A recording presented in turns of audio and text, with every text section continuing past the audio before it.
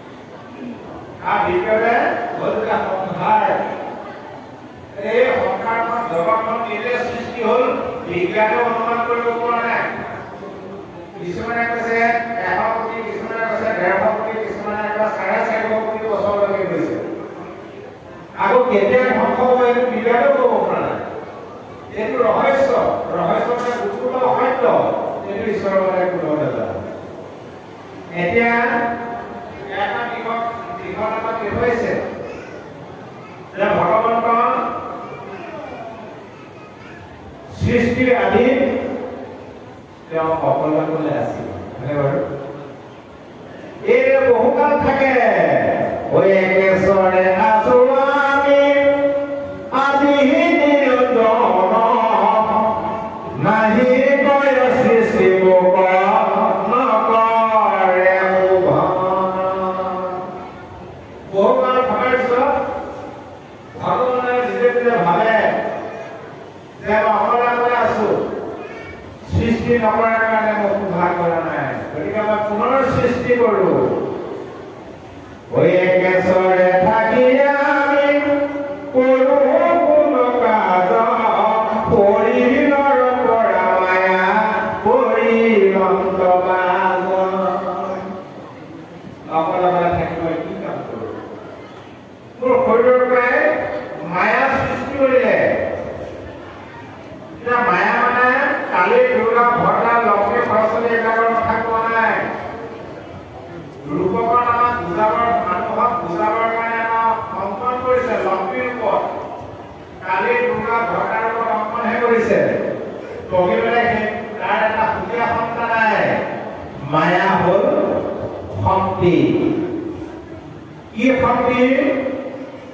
যেনেদৰে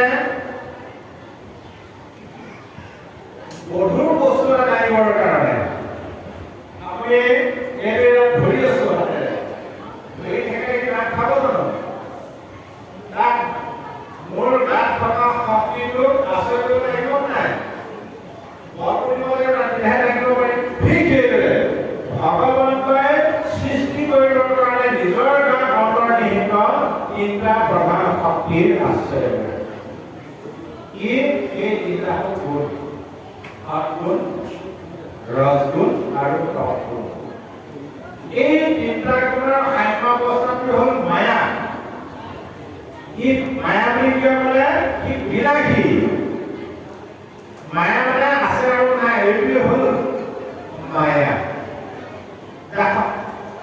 শক্তি আছে শক্তি আছে কি কৰে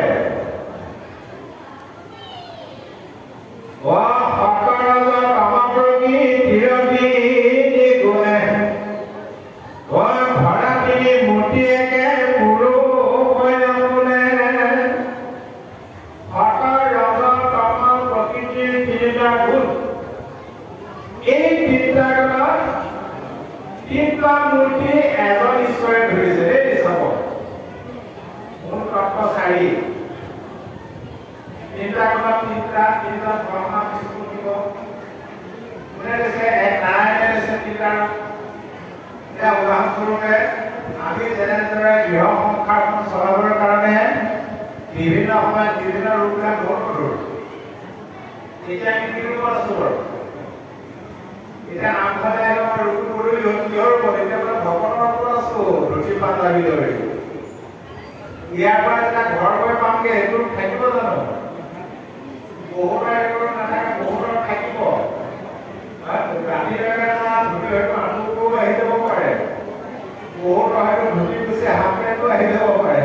কালিলৈ যেতিয়া যোৰহাটৰ ওলাই যাব জিন্স আহি যাব পাৰে নহয়নে বাৰু আপোনালোকৰ এই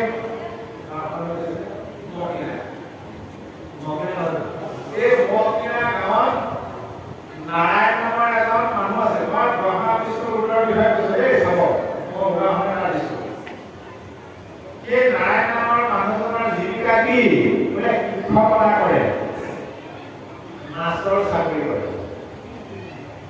আগৰ মাষ্টৰবিলাকৰ দৰমহা কম আছিলে নহয় সেইকাৰণে বছৰৰ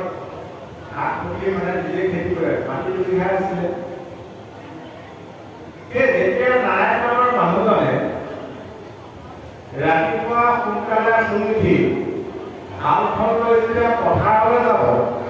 তেতিয়া আঁতৰৰ পৰা মানুহবিলাকে তেওঁ কি বুলি ক'ব নাৰায়ণ বুলি ক'ব মাষ্টৰ বুলি ক'ব কি বুলি ক'ব হালোৱা হালোৱা পথাৰলৈ আহিলে মই যাব হালোৱাটো তেওঁ নহয় এটা উপাধি নাম একেজন মানুহে হাল মেলি আহি গাঁৱৰ ল'ৰা ছোৱালী স্কুলৰ ল'ৰা ছোৱালী পঢ়িবলৈ গৈছো তেতিয়া হালোৱা আহিলে বুলি ক'ব জানো কি বুলি ক'ব মাষ্টৰ আহিলে ল'ৰাটোৱে কৰ হয়নে বাৰু মাষ্টৰ নামটো পালে একেজন মানুহে আহিলে ঘৰলৈ আহি আইগৰাকী ক'লে দোকানত বাকী বুলিবলৈ মন কৰা নাই পইচা পাতি নাই যিহল হ'ল আৰু তামোলৰ কাপটোকে খাব ল'ৰালৈকে তামোলৰ কাপটো খালি গৈ বজাৰত কাপোৰ বেচিবলৈ গৈছে তেতিয়া গৈ হালোৱা বুলি কয় মাছৰ বুলি কয় কি বুলি ক'ব বেপাৰী কিন্তু মানুহে একেজনে নহয় বাৰু ঠিক সেইদৰে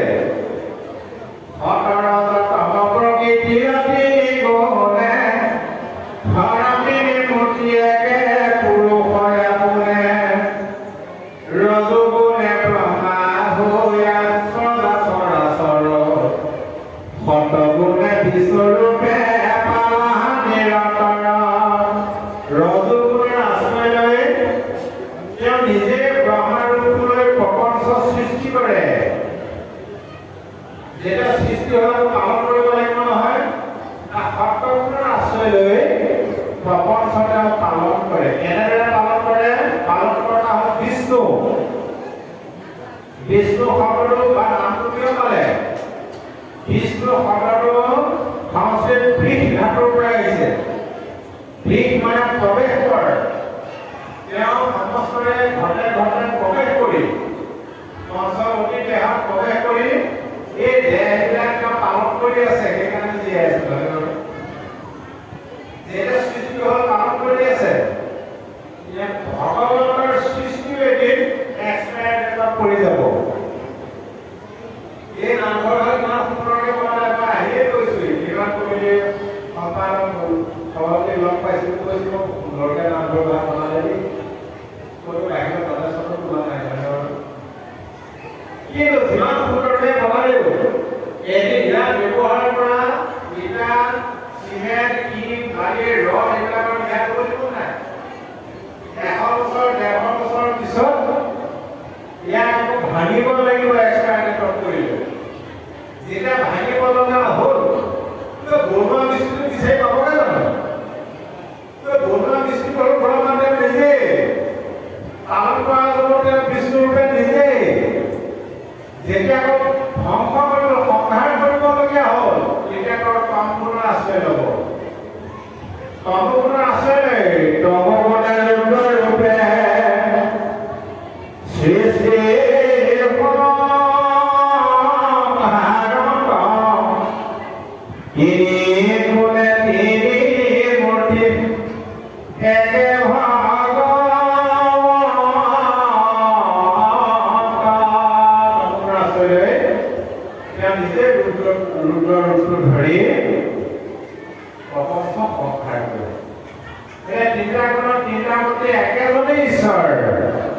কিন্তু জয়পি ভজনী হত ঈশ্বৰ তথাপিতো বিষ্ণু দেখে সিদ্ধিম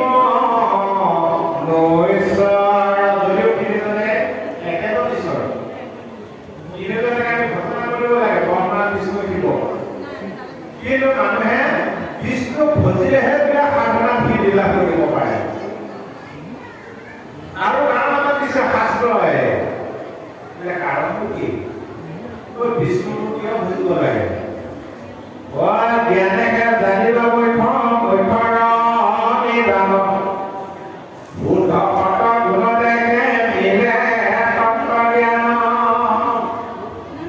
জীৱন শ্ৰেষ্ঠ মনুষ্য সংসাৰ কৰিবলৈ হ'লে এটাই বস্তু লাগিব কি বোলে জ্ঞান কি জ্ঞান তত্ত্বজ্ঞান আৰু সেই তত্ত্বজ্ঞানটো লাভ কৰিবলৈ হ'লে কি লাগিব শুদ্ধ সত্য গুণতেহে মিলে তত্ত্বজ্ঞান আপুনি হ'ব লাগিব তেতিয়াহে তত্ত্বজ্ঞানটো পায় আৰু সেইকাৰণে বিষ্ণু ভগিলা ভকত উপাধি বিশিষ্ট ফল বিশিষ্ট বিষ্ণু হ'ল সপ্তগুণৰ প্ৰতীক ব্ৰহ্মা হ'ল ৰজোগুণৰ প্ৰতীক শিৱ হ'ল তমগুণৰ প্ৰতীক ৰজগুণৰ তমগুণে নিজে আক্ৰান্ত কৰি আছে যদি দুটা গুণক বুজিবলৈ হয় তেতিয়া ৰজগুণৰ তমগুণৰ কাম মাত্ৰ এটাই মানুহক বিষয় সুখত আবদ্ধ কৰি ৰখা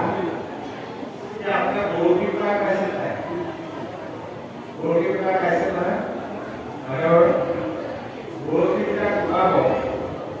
খালি বৰশী দিলে মাছে দিলে বাৰু নিদিলে বৰশীটো দেখিলে মাছে নাখায় বৰশীৰ টোপটো লগাই ঢাকি দিব লাগিব হয়নে বাৰু মাছে বৰশীটো দিলে খায় টোপটো খায় টোপটো মিঠালে খায় পিছত তাৰ পাছত কি হয় প্ৰথমে মধুৰ লাগে টোপ লাগে পাছে নজানি বৰশী যে লগিব ৰে মাছ অৰ্থাৎ ৰত্নৰ প্ৰথমে মানুহ কি কৰে টোপটো লৈ থৈ দিয়ে কিন্তু সত্ৰবোৰে যেতিয়া তত্ত্ব জ্ঞানটো আয়ত্ত কৰিব তেতিয়া টোপটো নেদেখে বৰশীটো দেখিব ৰজুগুণে তমগুণে নেবি পয়ত সত্ৰগুণে বুদ্ধি ভৈৰে তৰে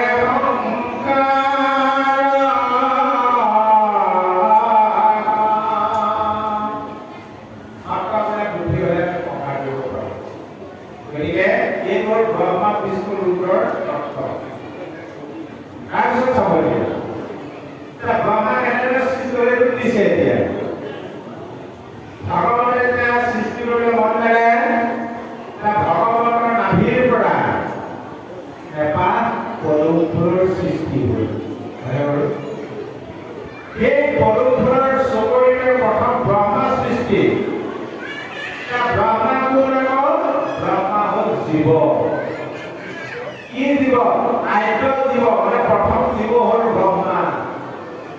সেইকাৰণে সদায় প্ৰাৰ্থনা ব্ৰহ্মা আদি কৰি জীৱ যত ব্ৰহ্মাকে আদি কৰি যিমান জীৱ আছে ৰাম ৰাম ৰাম ৰাম ৰাম হে ৰাম মায়া মধ্যা মাজে আশ্ৰয় ভগৱতী যায় তাৰমানে ব্ৰহ্মা পৰ্যন্ত মায়া আছে মায়া মধ্যা কি আছে এই পদুমৰ চকৰিত বহি চাৰিওফালে চাওঁতে তেওঁ চাৰিখন মুখ হ'ল চকৰিত বহি চিন্তা কৰি আছে মই কৰোঁতা লোকৰে সৃষ্টি কৰিলে কি কৰিবলৈ আহিলোঁ তেওঁ পদুমৰ নমাই দি তললৈ সোমাই গ'ল লাগি খাওঁতে আকৌ ওলাই আহিলে কি কৰিলে কি নকৰিলে কোনে সৃষ্টি কৰিলে ভাবি থাকোঁতে ওপৰৰ পৰা পানী পৰিলে কথাটো আহিল যেতিয়া পানী কৰিলে তাৰ পাছত ভগৱন্ত সন্তুষ্ট হৈ তেওঁ কি কৰিছিলে দেখা দি কেনেদৰে সৃষ্টি কৰিব লাগে ব্ৰহ্মাক বুজাই দিলে সেই তেতিয়াই ব্ৰহ্মকল্পত এই ভাগৱত প্ৰথম ব্ৰহ্মাক নাৰায়ণে কৈছিল ব্ৰহ্মাই স্তুতি কৰিলে প্ৰভু পাই ব্ৰহ্মাৰ প্ৰাৰ্থনা শুনি কৃষ্ণ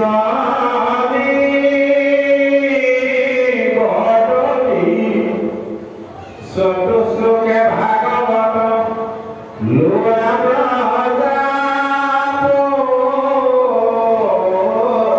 প্ৰথম ব্ৰহ্মা এই ভাগৱত দিছিলে তেতিয়া ব্ৰহ্মাই কি কৰিলে পৃথিৱীত প্ৰচাৰ কৰিবৰ কাৰণে ভাগৱত নাৰদক দিলে ব্ৰহ্মা দিলে নাৰদক এইটো ফলৰ ৰহস্য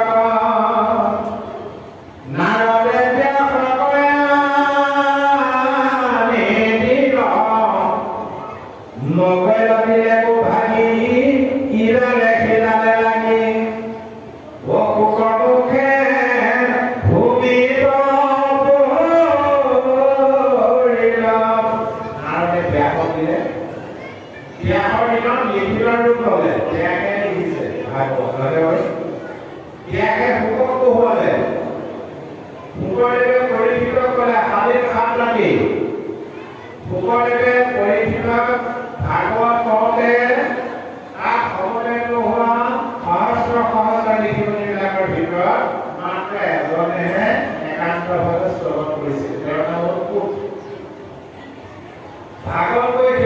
পিছত পুত্ৰক ওচৰলৈ মাতে তেওঁৰ পৰিচয়টো লৈ পুত্ৰদেৱে পুত্ৰক আশীৰ্বাদ কৰি এবাৰ আশীৰ্বাদ কৰিছো তোমাৰ গোটেই ভাগৱত কথা কোৱা হ'ব ভৱিষ্যতে মই ভাগৱত ক'বলৈ নাহো তুমি নদীনাৰায়ণৰ ঋষিসকলক ভাগৱত ক'বা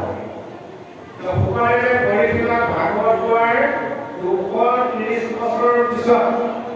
এইটো কৰ্মপুৰাণ উত্তৰখণ্ডৰ ভাগৱত মাহাত্ম্যত লিখা আছে আপোনালোকে চাব ভূতে পৰীক্ষিতক ভাগৱত কোৱাৰ 230 বছৰৰ পিছত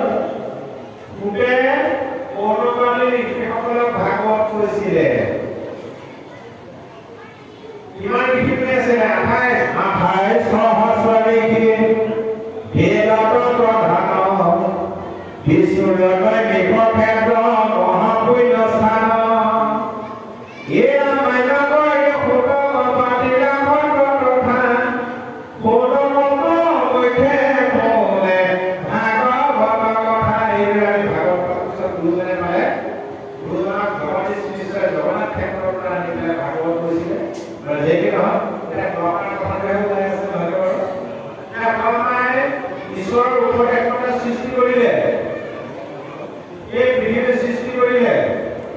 সৃষ্টি কৰাৰ পিছত তেওঁ দেখিলে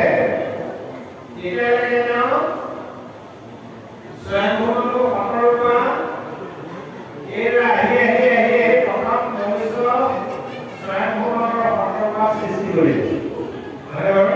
সৃষ্টি কৰাৰ পিছত এতিয়া জেগাই তেওঁলোকক ক'ত থ'ব এতিয়া প্ৰলয় আকৌ আহি গ'ল বহুকাল গুচি গ'ল এতিয়া ব্ৰহ্মাই আকৌ ভগৱন্তক স্তুতি কৰিছে Hare Hare Maha Mera Mera Pralaya Kibhaya Kalaragati Purya Bhadala Kana Kori Moi Shradero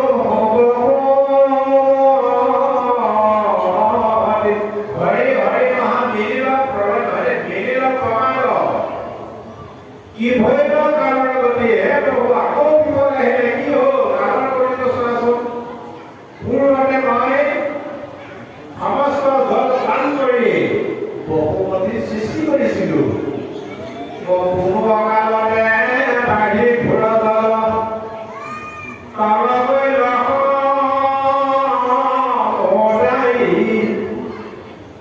আবে মতে ভূমি উদ্ধাৰ ৰহাতলে লৈছে ঠাইবোৰ আকৌ অকালতে পানী বাঢ়ি আহি গোটেই মানে জগতখন ডুবাই ৰহাতলে বিষ্ণুক কেনেকৈ উদ্ধাৰ কৰোঁ এইবোৰ স্তুতি কৰি থাকোঁতেই এইবাৰ বিষ্ণুৱে কি কৰিলে